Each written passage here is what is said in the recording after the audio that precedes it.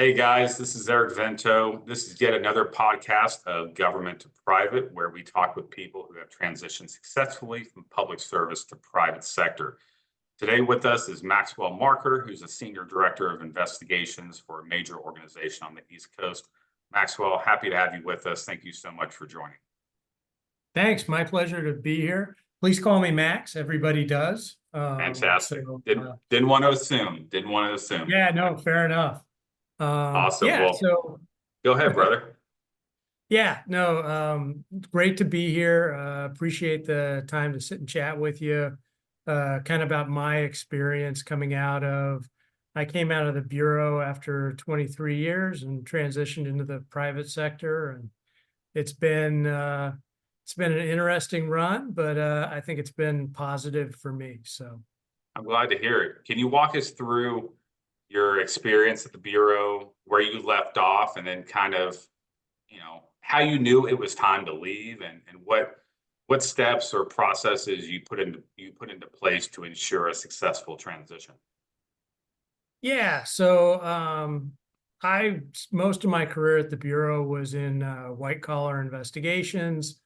Then I got into the management track, was in our financial institution fraud unit, went out and ran an identity theft task force in Chicago, was an ASAC in St. Louis, spent a couple of years overseas in our office running the Riyadh Ligat, which covers Saudi Arabia and Kuwait, and then came back to FBI headquarters, where I spent about 5 years as the chief of the Transnational Organized Crime Eastern Hemisphere section, which is a really long way of saying the traditional organized crime section. Awesome. And so when you were approaching retirement, how did you approach that? What were you looking for? And what steps did you put into place for a transition? Yeah, so I knew, and my journey was a little strange. Yeah, I would have liked to have left headquarters and gone out to the field one more time. It wasn't really in the cards. And I kind of reached a point in my career where I was like, all right, if it ain't gonna happen, then it's time to hang things up. And I was about a year before I hit my 50th birthday. I already had my time on. Started looking around at opportunities that might be good for me, got a resume together, started talking to folks. Went to I was in the DC area, so there were, networking opportunities. So I started to do some of those, all of which was helpful to a degree. But I actually, they were changing me to another role. I didn't want to go, and so I hadn't found a opportunity yet, and I hung it up without a plan. My wife had moved down to North Carolina about 2 years prior, just because she couldn't take DC anymore. And so I'm like, you know what? I've been driving back and forth to North Carolina. It's getting really old. So I called her up one day and said, hey, how would you feel if I retired and came down and we got the family back together? And then I started looking in earnest. I was very fortunate in that right about the time I was getting ready to retire, a guy that had been an ASAC with me in St. Louis was looking for an investigations manager for a company that was ultimately going to be headquartered in Charlotte. But I was going to have to go to Phoenix for a couple of years for the position. And my wife and I talked it through and decided it made some sense. And so I applied and was successful in the position and started with the company out in Phoenix in October of 2019. That's awesome. Yeah. And, again, just having, dumb luck, about 6 months into my stay in Phoenix, which was supposed to be a couple of years.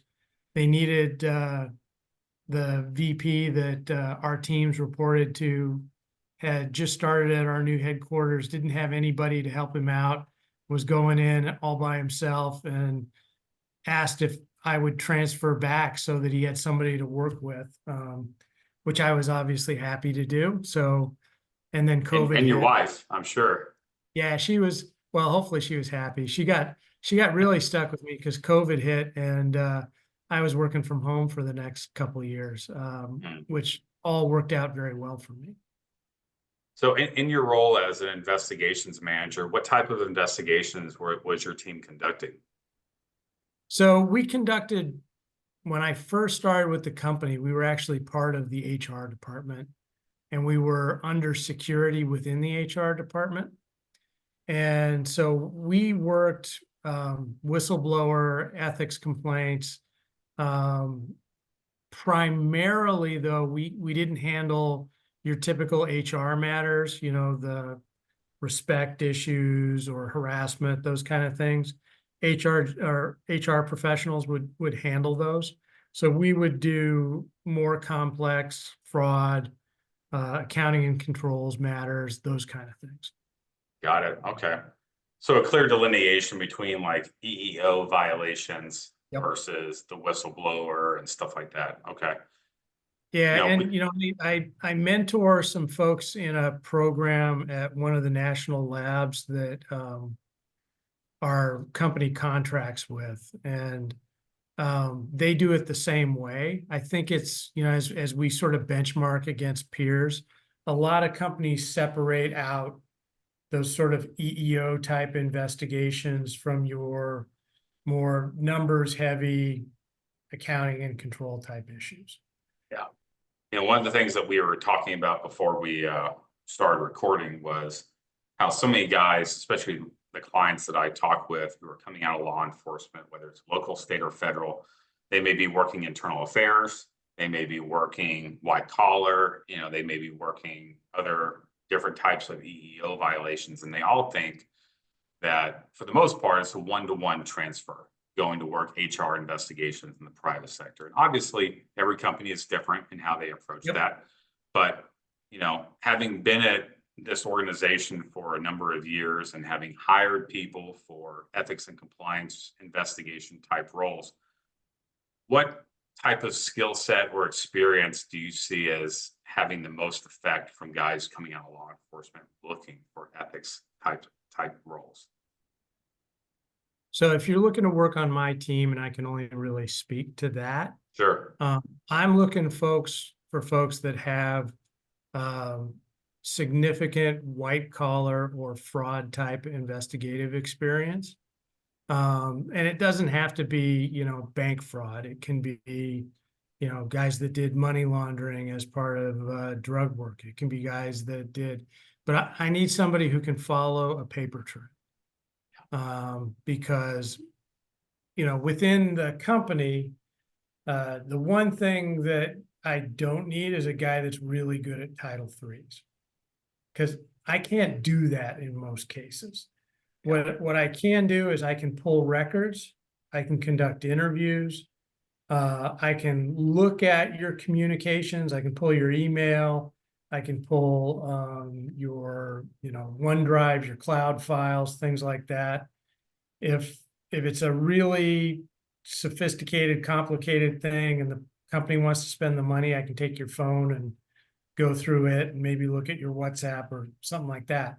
But that is essentially the toolkit that we've got. We don't have search warrants. We don't have some of the things that you would have in a law enforcement context. That being said, we have some advantages that law enforcement doesn't have, in that if you were an employee in my company and I come to you and I ask you a question, you are required as part of your job to answer that question. There's no, I want a lawyer. There's no, I'm invoking my right to silence. You can invoke either one of those, but you're probably out of a job. So, that's a pretty powerful tool. And so the other thing that I really look for is good interviewers. So, and it's hard sometimes to see how someone is as an interviewer when they're sitting as an interviewee. Yeah. But if you're not able to sort of come into an interview situation and be comfortable and confident and handle your business, you're probably not somebody I'm going to hire. Yeah, that's good advice. And, it kind of leads me into a different question, but, so many job descriptions nowadays from an interview perspective, they either refer to Wicklander, Zulowski, or Reed and Associates, for interview and interrogation courses in the private sector. Are either of those something that you guys use as an interview methodology? So we've had Wicklander come in and do some training for us. I've talked with Reed about their training. Um, they're all kind of similar. They have differences in some respects. One thing I will say is I always tell the folks that report to me that at the end of an interview, this person's still going to be our employee. So I need them to walk out of this interview feeling good about the process. They may not be happy that they had to come and talk to us, but they need to have been treated with respect. They need to come out of that. So we don't use extremely confrontational interview techniques for the most part. I'm not generally trying to get, sort of that confession that, is based on some sort of psychological pressure. The peace interview method, that's good for what we do. And, both Wicklander and Reed have sort of private sector tailored investigations courses. But at the end of the day, I just want somebody that can talk to people. Yeah, that's a fair statement. And, I appreciate you saying that because, I think there's such a emphasis in the private sector, among a lot of different companies on certifications and at the end of the day, you don't need a certification to know how to talk. So, and So look, when I interview you, I'm going to ask you about your experience in it. I would rather have somebody that's done 100 interviews than somebody that sat through 100 hours of Wicklander or Reed. yeah, absolutely. Real world experience versus Absolutely. theoretical, maybe a few different practice exercises, something like Yep. that. Yeah, absolutely. So after you, moved back to Charlotte, was that in a different role? So, I kind of progressed through roles. When I came back to Charlotte, they actually, the company I'm at loves to reorganize.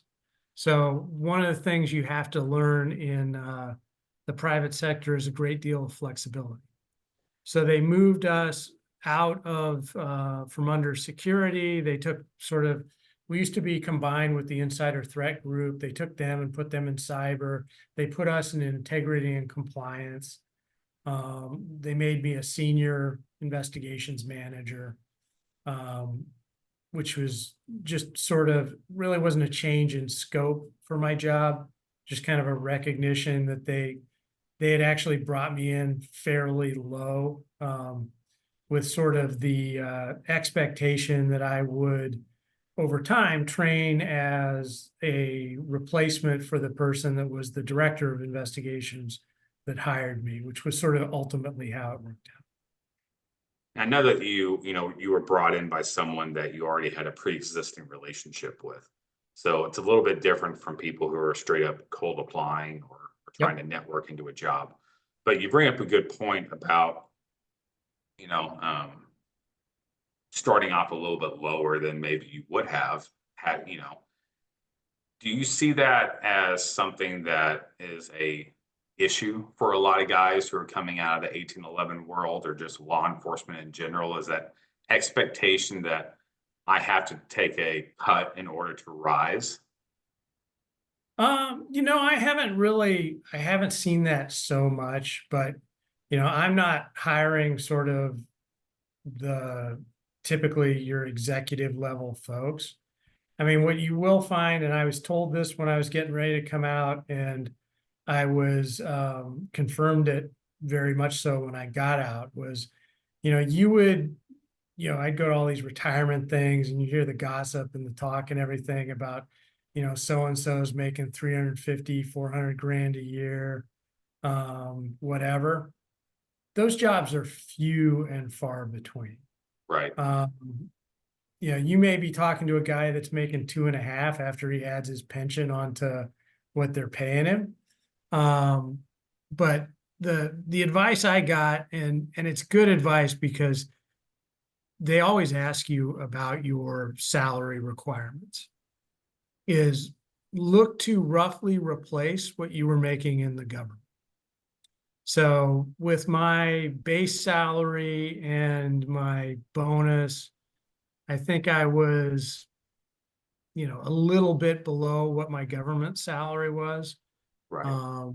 It took me a couple of years to get back up to where I had been, but at the same time, I was getting a pension, and so financially I was better off. And one of the things you have to think about when you come out of the government is, how much money do I need to make? Where do I want to live, and what do I want to do? Yeah. And, when you look at those things, for me, where I lived was important because I knew my wife was putting down roots in North Carolina. I've got 4 kids. They're all here. So that was important to me. And, the other thing was, I wanted to go into a situation that I was going to be happy with. Um, I didn't want to come out and go into a situation where I was just working for the money. And I've been very fortunate. The company that I work at has a good ethical culture. They're supportive of the program, which not every company is. I've talked to guys that worked at places where the needs of the business overtook ethical considerations in a lot of cases. And look, you're going to see that in any business. I see it in mine. We get pushback on some things. You're not always 100% on the direction they want to go, but where I'm at least 95% of the time, I'm in alignment with them, and integrity and compliance is a core value of the company. Absolutely. So you got to go to a place that's going to fit you, or you're going to be miserable. Yeah. And you're going to move around. Now, that being said, a lot of folks do move in their first couple of years after coming out for exactly that reason. The place wasn't a fit for them. And that's the other thing I'm looking for in somebody that I hire.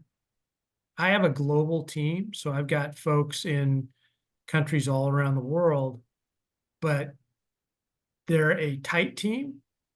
Everybody supports everybody else, and they've got a really good vibe going. We get very high employee satisfaction surveys on my team, and it's improved over the years. I don't want somebody that's going to come in and upset that apple cart. Yeah, absolutely.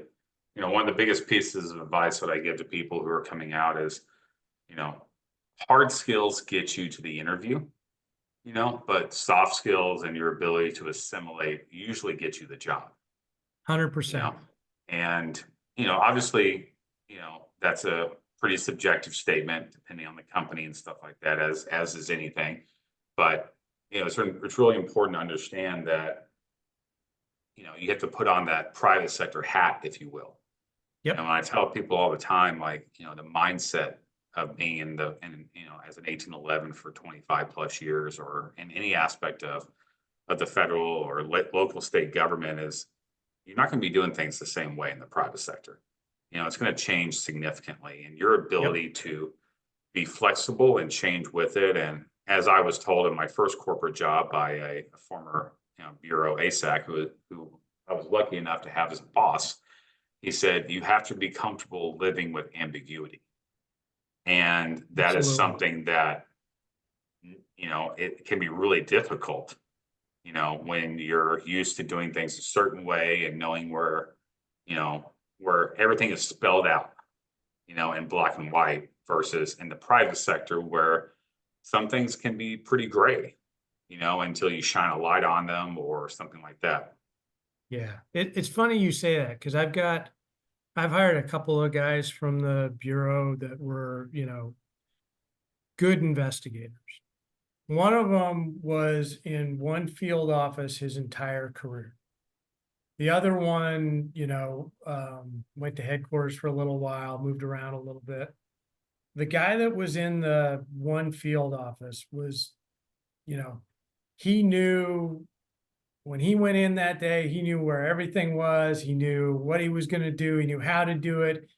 And when he got into corporate America and absolutely nothing was familiar, it was a real challenge for him. Yeah. So that adaptability is really a crucial skill when you come in. Yeah. And I think the number one piece of advice that I give to people that I talk to on a weekly basis is while you're considering this, or, unless something else is prompting you to leave, have as many conversations with people as possible. And that either who are in the jobs that you want to be in or at the companies that you want to work for. So you Yeah. can get a sense of, what's the day to day like? What's the culture like? What's the environment? What do you wish you would have known? And all of that information, whether it's relevant or not so relevant to you, can still be used to narrow your focus toward, I think I want to pursue this, or I think I want to devote more of my attention and time to getting into this field or this job.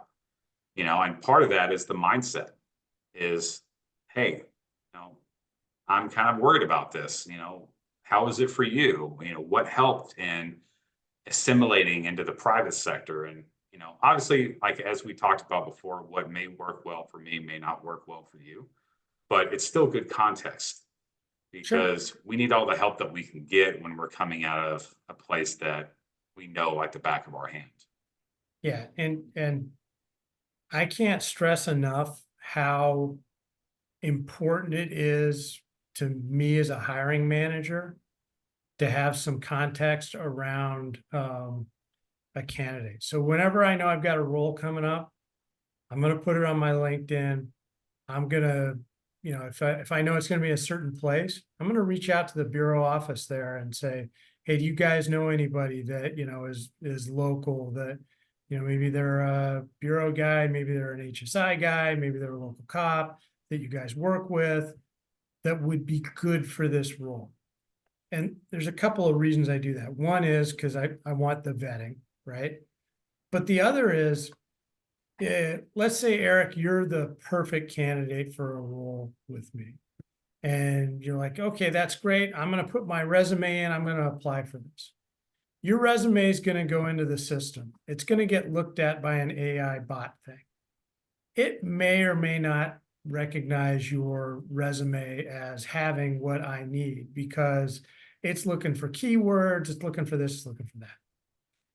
Once it gets past that, it's going to go to the recruiter that I tried to explain the job to, but that really didn't understand it, doesn't know what we're doing.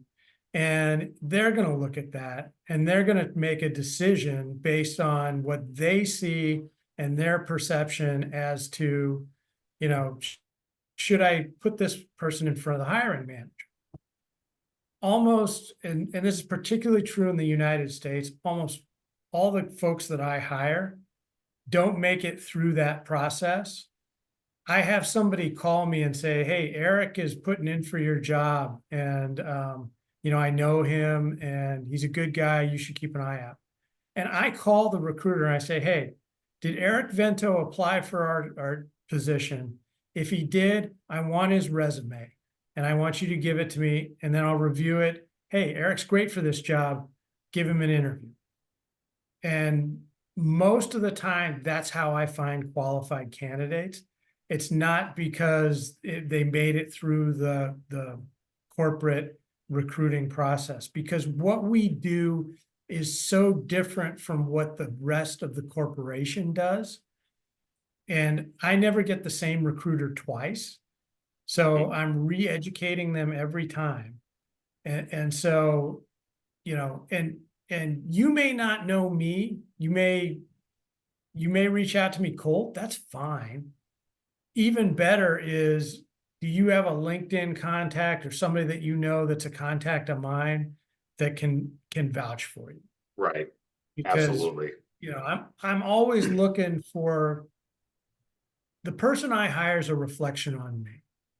And so if I hire you and I put you in front of the chief financial officer and you freeze up and you look terrible and you haven't done a good job and your investigation's not solid, yeah, they're not going to be happy with you, but they're really not going to be happy with me.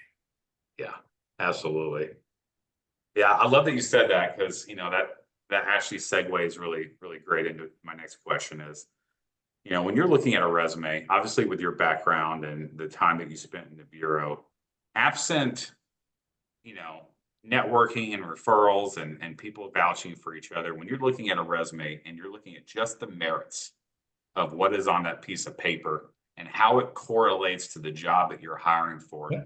what type, but beyond the fraud and the white collar experience, what type of examples or investigative experiences are you really looking for on there? Yeah. So what I'm not looking for is the fact that you qualified on 14 different weapon platforms.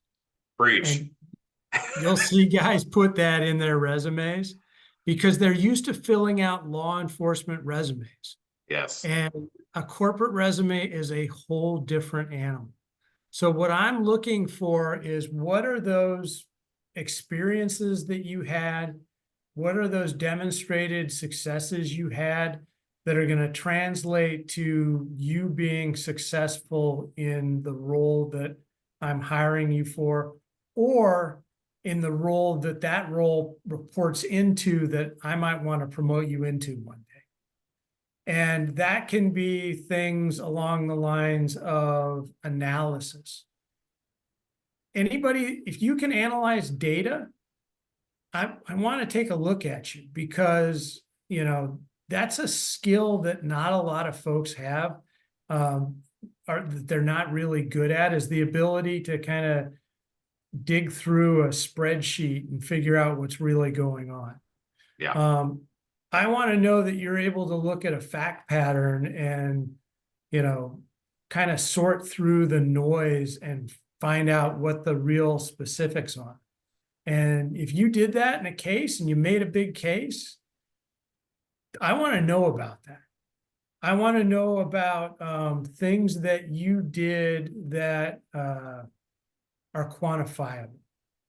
Yeah. So let's say that you were on a white collar squad and the SSA assigned you to review the SARs that came in every month, like we used to do. And you figured out a better way to do that, which resulted in a reduction in time to review of 50%, along with a 75% increase in accuracy, and developed 15 more cases than we did the year prior. That kind of stuff I want to know about, because if you can do that for them, maybe you can do that for me. So, anything that you can put numbers around. And the other thing that I look for in a resume is talk about you. So a lot of guys and they'll do this in interviews too. And, I appreciate humility, and they'll talk about the team but they'll say, we did this and we did that. I don't care what the team did. I want to know what you did, because I'm not hiring the team, I'm hiring you. So, I don't, when you talk in terms of we, I don't know if you're taking credit for other people's work or if you're just being, Honest, deferential or right? what, but I've got to know that.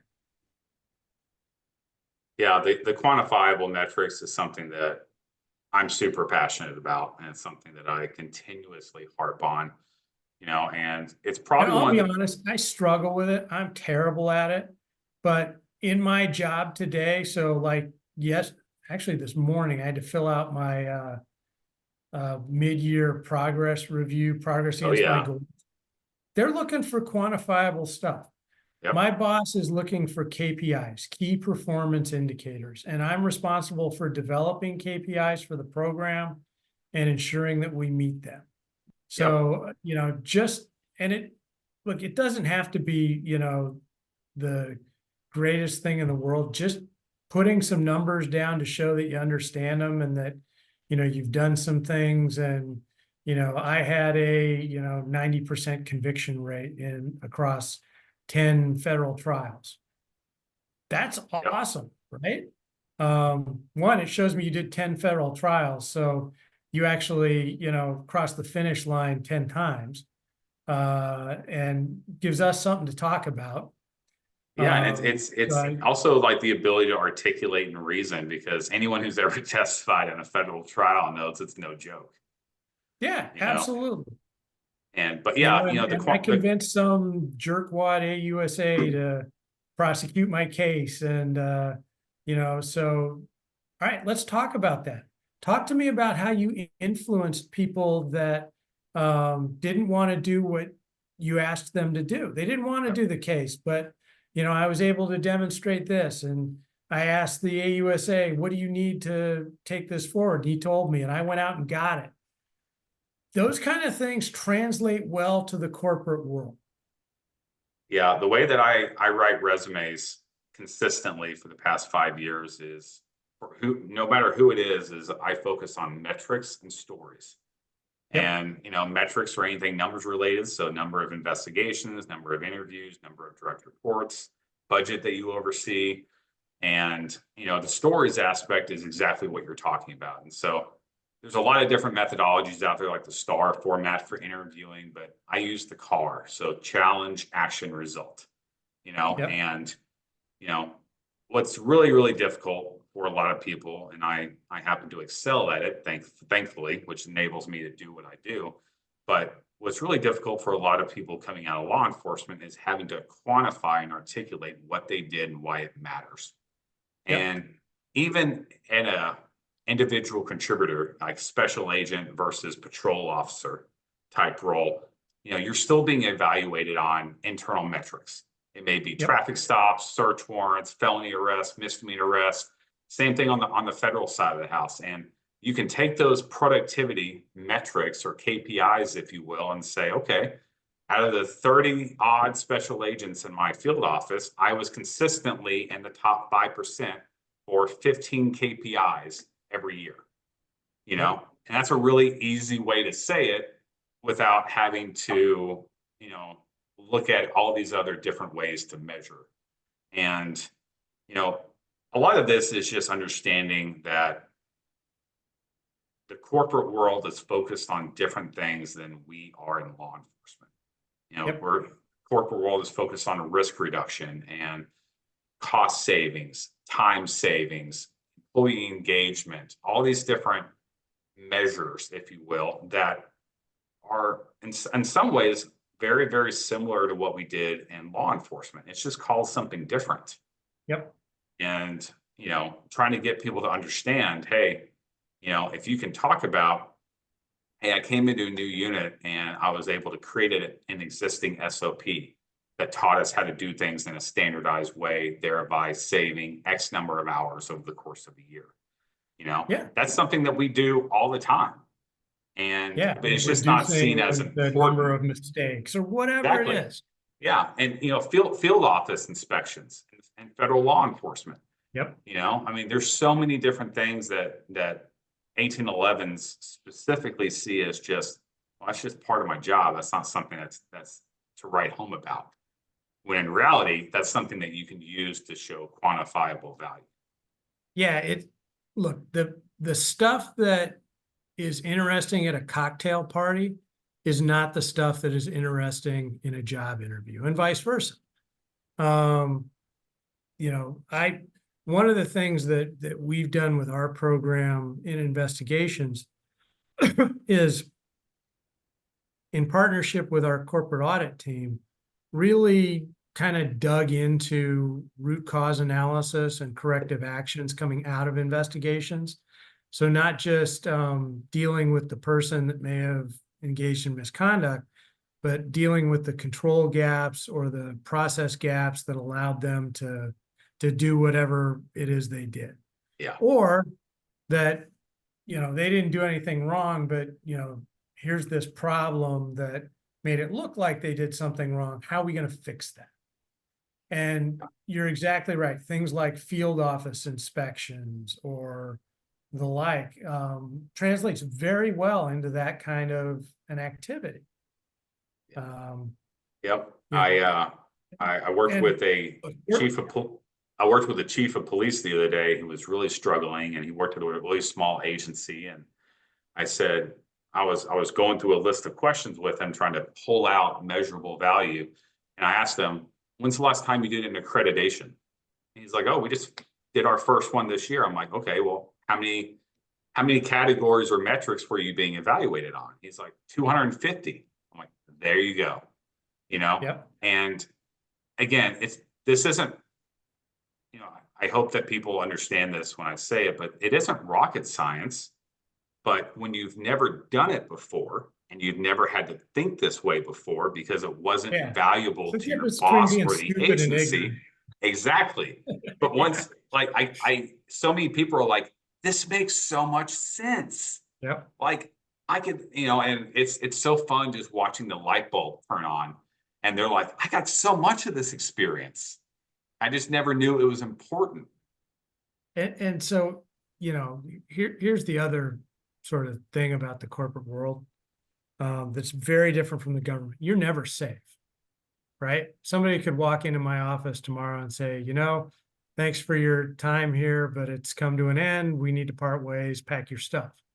So you always need to be ready to look for that next job. And, you know, so you always got to have your resume polished up and stuff. And when I started to look at coming out of the bureau and I started doing a resume, I went through, I can't tell you how many iterations and styles and this and that. And I didn't do it before I came out, but after I got out, you know, I decided I needed to have a resume handy, and I invested in a professional resume writer. And it's worthwhile because it's an investment in yourself. And, you know, it made me look at the resume process different. Even having been on the other side and evaluated resumes and stuff, I still was not good at translating my accomplishments into, you know, measurable things that could help get me a job. Yeah, it's definitely, there's a lot of things to consider. You know, I tell people all the time that, you know, when you go into law enforcement, you usually go through an academy, then you go through some sort of field training process before you're released to go wreak havoc on your own. And in the private sector, there's not really anything like that. You know, I mean, you might have more of an onboarding program that all new employees go through, but that's not consistent at every company. You Yeah, know, some are you better might, than others. And exactly. You might get thrown into the deep end of the pool on the first day. And so, you know, taking the time now to be intentional about how you approach this process can pay off dividends when you finally do start. And what is one of the things that you wish you would have known during your transition or before you transitioned? And I kind of learned this as I went along. But getting past my fear of annoying people and asking for help to find a job. Yeah. And look, some people that you thought were like your best buddies when they were, working law enforcement with you will never call you back. But I got the most help from folks that were virtual strangers to me that took the time to explain to me, hey, here's the difference between consulting and going in-house. Yeah. And, you know, here's sort of, the lifestyle choices you're making. And are you good at these things? And, do you want to sell things? Are you good at that? If you're not good at it, maybe, which I'm not, maybe you want to do these other things. But like I have found that people that made the transition, a lot of them, and there are certain folks that sort of you hear about from lots of people, but that are just really willing to give of their time, because, and I kind of look at it this way: is look, one of the greatest parts of being in law enforcement or in government service was that notion of service. And, there are folks behind us that are carrying on that legacy. And if we can serve those folks, having been through that and help make things just a little easier for them, that's a great feeling. And so when I get to help somebody, it's not an annoyance to me. It's actually a privilege and a pleasure. I couldn't have said it better myself, Max. So as we wind up this podcast, is there any other advice or anything else that you feel would be pertinent for our audience? Oh, I mean, there's a lot of stuff. So, ask the questions. And the other thing that I found was, as I talk to a lot of people, you get a lot of different advice. You've got to find your own way, right? And so, but the more people you talk to, it's like fishing. The more hooks you got in the water, the more likely you're going to get a bite. So, the way I got mine is actually I had talked to somebody, and they knew that this other person was going to be hiring and put me in touch with them. I happened to know them from before, but they didn't know I was looking and I didn't know they were hiring. So somebody in between us put us together. And, that is, to my way of thinking, a lot of times the way I see people get really hooked up with jobs that are really good for them. I love it. Yeah, I tell people that, it's possible to get a job any which way. The likelihood of that happening is dependent on how intentional you are with putting the work in. Yeah. When I got a job at Capital One as well as at TikTok, I didn't know anyone at either company. I just tailored my resume really, really well, got a referral, not a referral, got an interview, just totally cold. But all the other jobs that I have had have come through networking and people reaching out on LinkedIn. Yeah. And I really Oh, encourage that's people. the other thing. Yeah, Is you go. don't have a good LinkedIn profile, because I am going to look at your LinkedIn profile before I interview you. And if your LinkedIn profile says Max M and has no picture on it, because you're like, hey, I'm a secret squirrel guy, I'm in law enforcement and whatever, it's going to turn me off. It's not I mean, it just is. And so, I'm looking for it doesn't have to be super professional, but I'm looking for a quality LinkedIn profile, because the rest of the company's going to look for that. Yeah, it goes back to HR and talent acquisition. A lot of times when we see a resume that we like, our very next step is to go to LinkedIn. Does the information match? Do you have a quality photo? And that's something that, it matters, because LinkedIn can be kind of your own branding statement, if you will. And it can be your way to kind of separate yourself from everyone else before you even get to the interview stage. And here's the other piece of that. So one of the things that really scares corporate America about government employees that are coming out is that they are not going to be successful in the company Yes. because they're not making the transition successfully, or they view it as a, sort of, I did my service and now I'm going to get a cushy job. And so,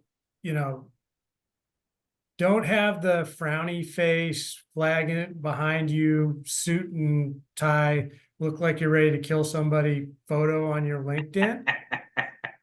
Have a sport coat and an open collar and a smile, because that's the guy you want to sit next to. Yeah. And when you interview with me, don't tell me this is your retirement job. Don't tell me anything like that. This is your career transition. Yes. You're moving into something where you're going to continue to develop, you're going to continue to grow, and you're going to come and you're going to work hard for me, and we're going to work well together, and we're going to accomplish the mission. That's what I'm looking. Yeah, you're I had a call with someone today where I told them that exact same thing. And no, I think what I want to say to a lot of people who are going to be watching this is, you don't have to be perfect. Perfection does not exist. But acknowledging that this is going to be a transition, while Yep. also saying that I'm committed to transitioning successfully and learning something new, that matters a lot. Because Absolutely. we know it's going to be a transition. I mean, there's a reason why a lot of recruiters would rather hire someone already in the corporate sector versus someone coming out of law enforcement, because Yep. the mental transition is not quite as steep. But just because those perspectives exist does not mean it's impossible or anything near impossible. It just takes Absolutely. You just have to take it into account when you're exactly. presenting yourself. Exactly. And, I really appreciate your input on not only how to present yourself digitally, but also what not to say and what to say during an interview that may increase the likelihood of you progressing further in the process. Yep. So, anything else that you want to talk about, brother? No, like I said, I appreciate the opportunity to, kind of share my story. I've been very fortunate. I've been at the same company for 5 years now. I don't have any immediate plans to go elsewhere. They seem to like me. I seem to like them. The company environment is, look, coming out of law enforcement, and I don't know how I put this politically, but politically, when I was in the bureau, like, I knew guys that every other word was the F word. And, it was this kind of macho, whatever kind of environment. When you come out into corporate, you're dealing with millennials, you're dealing now with Gen Z. Folks are sensitive. So you have to come in and present very professionally. And that sort of, and look, we're all capable of doing it because we went out into the professional world and interacted, but that sort of locker room talk that went on back, at the station house or whatever, that'll get you fired in the corporate world. Yeah. So, and, look, do I have 25-year-olds telling me how to lead my group? Absolutely. And I suck it up and I smile and I move right on, look, I've led people for 25 years. I've been there, done that, but that's their job and they're trying to do it. So you accept it, you treat them with respect, you're nice to them, you smile, everybody's happy. It's all happy thoughts. And the Yeah. other thing is, When I watch your worked at social media. Yeah, exactly. And when I worked at Capital One, which was my first job at a law enforcement, I was doing anti-money laundering. And my second week there, I was so happy to have someone else who worked in law enforcement that I made an inappropriate joke. And it got heard 2 cubicles over. And before I knew it, I was talking to HR. Yep. And that scared the ever living crap out of me. And that was, I mean, thankfully, I didn't lose my job or anything like that, but it reminded me that I easily could have. Yep. And, but the same type of conversation that we're so used to having in law enforcement, you know, just isn't appropriate in most cases or in all cases in the private sector. Yep. Even if you are talking to someone else who understands and has been where you are, Yep. it's just a good practice not to engage in that, especially when you're on the clock at the office, etc. So, um, you know, unfortunately, that was a lesson that I had to learn, but, it doesn't mean that everyone needs to learn it. Yeah. So, No, I but mean, look, you gotta have thick skin, but you gotta walk softly. exactly. Well, brother, I really appreciate your time on this evening, and you've given us a lot to think about. You've definitely reminded me on multiple occasions of various things, and I really think that our audience is going to empathize with a lot of the situations that you brought up, but they're also going to leave far more educated than they were before, especially the guys who are thinking about transitioning or maybe having a tough time with it.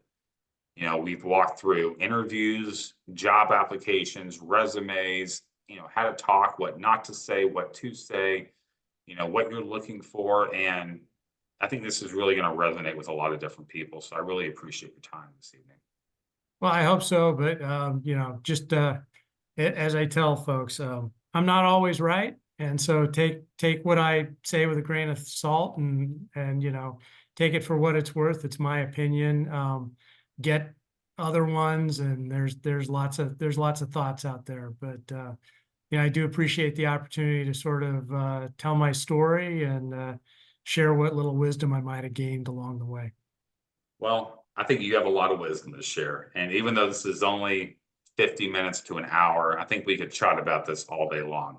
So, really, again, really appreciate your time. I'm definitely going to be rewatching it. I'll definitely be sending it out and posting it on multiple channels. But, Max, really appreciate your time and your willingness just to give back to the future generation of people transitioning. And I hope you have a great evening. Hey, my pleasure. Thanks, Eric. You All right. too. Thanks a lot. Bye. Take care.